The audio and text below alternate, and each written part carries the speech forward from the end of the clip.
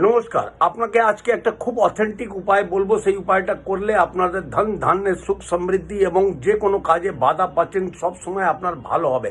কি করবেন? আপনার বাড়িতে নিশ্চয়ই কোনো ধার্মিক পুস্তক তো থাকবেই থাকে। রামায়ণ হোক, শিব পুরাণ হোক, গীতা হোক, মহাভারত হোক, যে কোনো একটা জিনিস হোক।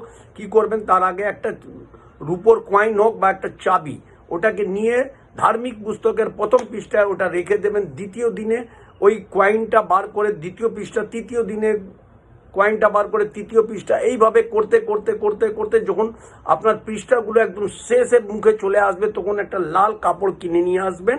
যখন আবার ওই পৃষ্ঠাগুলো শেষ হয়ে যাবে, তখন ওই কয়েনটাকে বার করে নেওয়ার পর নমস্কার করে ওটাকে মনস্কামনা করবেন যে আমার সুখ সমৃদ্ধি শান্তি আসুক। তারপরে ওই লাল কাপড়ে ওটাকে লিপটে বা বেঁধে আপনারা নিজে পার্সে বা তিজোরিতে বা ক্যাশ বক্সে যেখানে ইচ্ছা রাখুন। দেখুন আপনারা 100% সাকসেস পাবেনই পাবেন।